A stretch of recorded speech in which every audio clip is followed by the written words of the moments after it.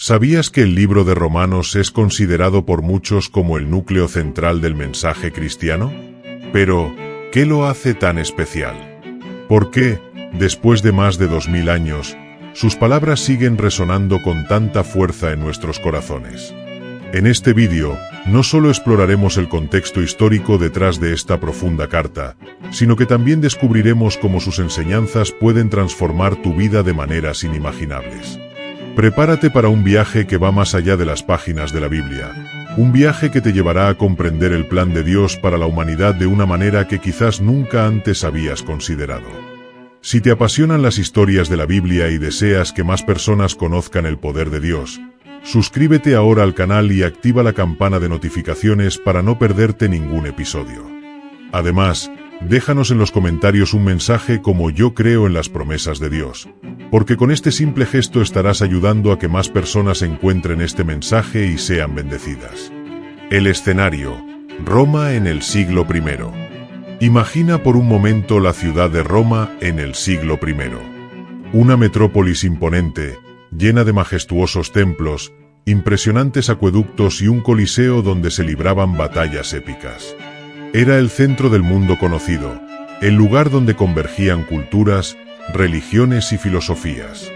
Sin embargo, detrás de esa fachada de poder y gloria, había una sociedad en crisis.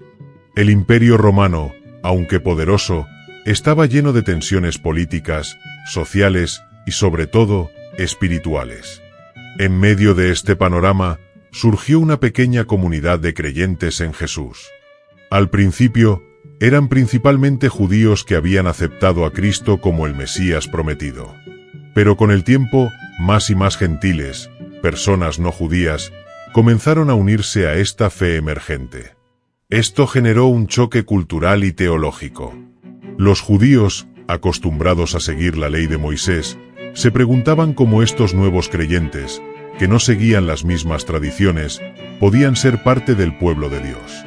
Los gentiles, por su parte, se sentían libres de las ataduras de la ley, pero no entendían por qué los judíos insistían en mantener ciertas prácticas. Fue en este contexto que Pablo, un hombre que había pasado de ser un perseguidor de cristianos a uno de sus más fervientes defensores, decidió escribir una carta a la iglesia en Roma. Pero esta no sería una carta cualquiera.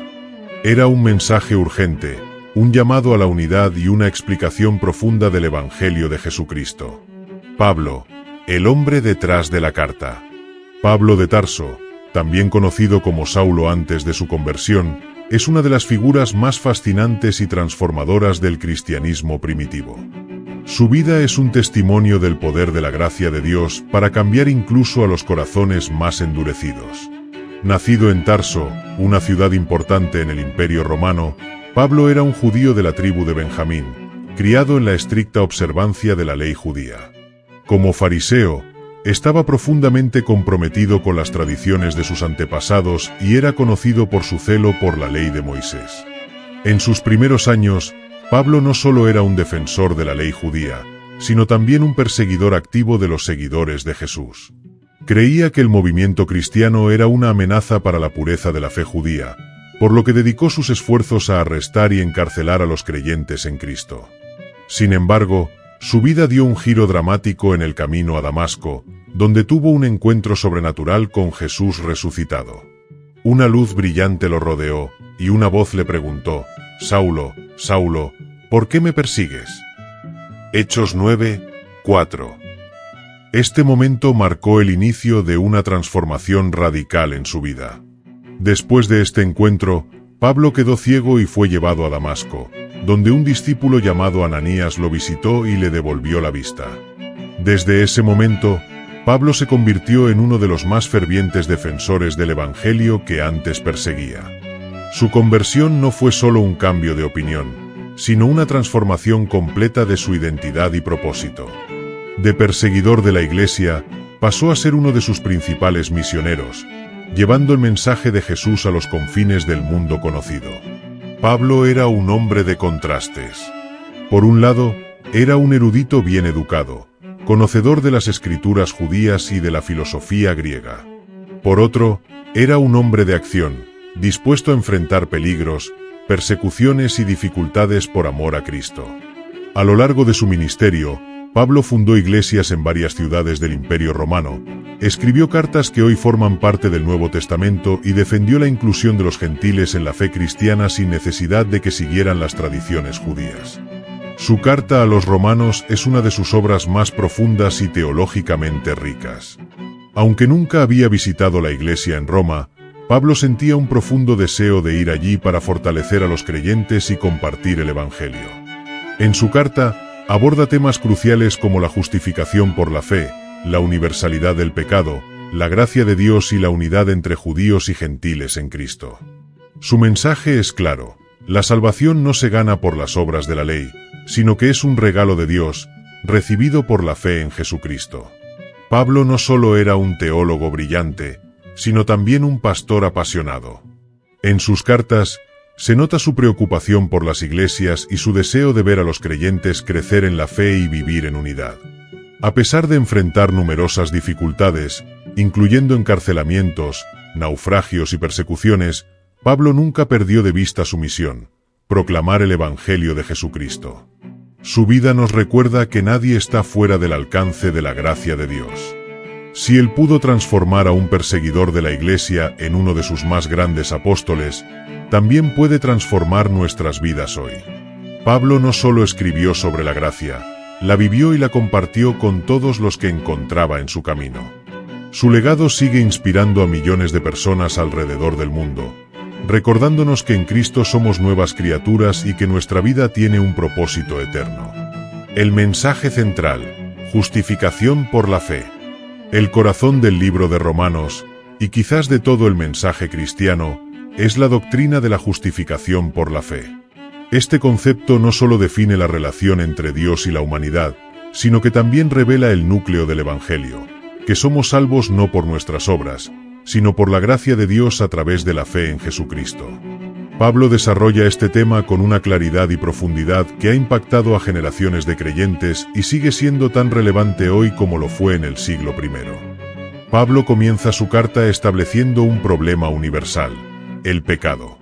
En Romanos 3 y 23, declara: por cuanto todos pecaron y están destituidos de la gloria de Dios. Esta afirmación es contundente y no deja lugar a excepciones. No importa si eres judío o gentil, rico o pobre, religioso o no, todos estamos en la misma condición. El pecado no es simplemente una acción mala, sino una condición espiritual que nos separa de Dios. Es como una barrera que nos impide acercarnos a Él y experimentar su gloria. Pero Pablo no se detiene en el diagnóstico del problema. Él presenta la solución: la justificación por la fe. En Romanos 3 y 24, escribe: siendo justificados gratuitamente por su gracia, mediante la redención que es en Cristo Jesús. La palabra justificación es clave aquí. En términos legales, significa ser declarado justo.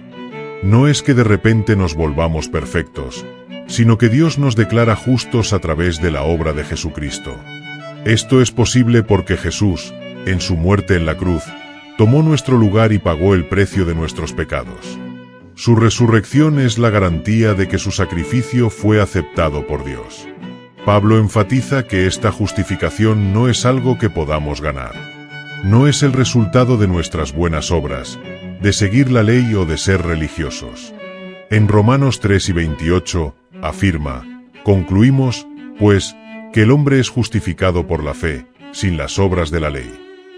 Este fue un mensaje revolucionario en su época, especialmente para los judíos que habían crecido creyendo que la observancia de la ley era el camino para agradar a Dios.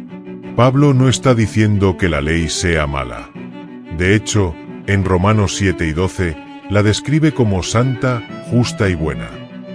Pero la ley no tiene el poder de salvarnos. Solo puede mostrarnos cuán lejos estamos de la perfección de Dios. La justificación por la fe es un regalo, un acto de gracia. En Romanos 5, 1, Pablo escribe: justificados, pues, por la fe, tenemos paz para con Dios por medio de nuestro Señor Jesucristo. Esta paz no es algo que podamos lograr por nuestros propios esfuerzos. Es el resultado de aceptar el regalo de Dios a través de la fe. La fe no es simplemente creer que Dios existe, sino confiar plenamente en que lo que Jesús hizo en la cruz es suficiente para nuestra salvación. Es rendirnos a Él, reconociendo que no podemos salvarnos a nosotros mismos. Este mensaje tiene implicaciones profundas para nuestra vida diaria. Significa que no tenemos que vivir bajo la carga de intentar ganar el favor de Dios. No tenemos que esforzarnos por ser lo suficientemente buenos, porque nunca lo seremos. En cambio, podemos descansar en la certeza de que, gracias a Jesús, somos aceptados por Dios tal como somos. Esto no es una excusa para vivir en pecado, sino una invitación a vivir en libertad, sabiendo que somos amados y perdonados. Pablo también aborda una pregunta que surge naturalmente: ¿vamos a pecar para que la gracia abunde? Romanos 6, 1. Su respuesta es contundente: de ninguna manera. Romanos 6, 2. La gracia no es una licencia para pecar, sino un llamado a vivir una vida transformada. Cuando entendemos el amor y la misericordia de Dios, nuestro deseo es agradarle y vivir de acuerdo con su voluntad. La gracia nos libera del poder del pecado y nos capacita para vivir en justicia y santidad. En resumen, la justificación por la fe es el mensaje central de Romanos y del Evangelio. Nos recuerda que, aunque todos somos pecadores, Dios nos ofrece un camino de redención a través de Jesucristo. No es algo que podamos ganar, sino un regalo que recibimos por la fe. Este mensaje nos libera de la carga de intentar ser lo suficientemente buenos y nos invita a vivir en la libertad y la paz que solo la gracia de Dios puede dar. Es un mensaje que transforma vidas, derriba barreras y nos une como hijos e hijas de Dios. Las tensiones entre judíos y gentiles. Uno de los desafíos más significativos que enfrentaba la Iglesia primitiva, y que Pablo aborda de manera directa en su carta a los romanos, era la tensión entre judíos y gentiles. Esta división no era simplemente cultural o social, tenía profundas raíces teológicas y prácticas que amenazaban la unidad de la Iglesia. Para comprender la magnitud de este conflicto, es necesario remontarse al contexto histórico y religioso de la época. Los judíos, como pueblo escogido por Dios, habían recibido la ley de Moisés y las promesas del Antiguo Testamento. Para ellos, la observancia de la ley no era solo un conjunto de reglas, sino una expresión de su identidad como pueblo de Dios. La circuncisión, las normas dietéticas y las festividades religiosas eran parte integral de su fe y su cultura. Cuando muchos judíos aceptaron a Jesús como el Mesías, llevaron consigo estas tradiciones a la Iglesia primitiva. Por otro lado, los gentiles, personas no judías que se convertían al cristianismo, no tenían este trasfondo cultural ni religioso. Para ellos, la idea de tener que adoptar prácticas como la circuncisión o seguir las normas dietéticas judías era extraña y, en muchos casos, innecesaria. Esto generó un conflicto dentro de la Iglesia. ¿Debían los gentiles seguir las tradiciones judías para ser considerados parte del pueblo de Dios, o la fe en Jesucristo era suficiente? Pablo, siendo judío de nacimiento y fariseo de formación, entendía profundamente esta tensión. Sin embargo, su encuentro con Jesús y su llamado a ser apóstol de los gentiles le dieron una perspectiva única. En su carta a los romanos, Pablo aborda este conflicto con sabiduría y claridad, mostrando que en Cristo las distinciones entre judíos y gentiles pierden su significado. En Romanos 3, 22-23, Pablo declara: no hay diferencia, por cuanto todos pecaron y están destituidos de la gloria de Dios. Esta afirmación es fundamental. Pablo está diciendo que, ante Dios, no hay distinción entre judíos y gentiles en cuanto al pecado. Todos están en la misma condición, y todos necesitan la salvación que solo Cristo puede ofrecer. La ley, aunque santa y buena, no puede salvar a nadie.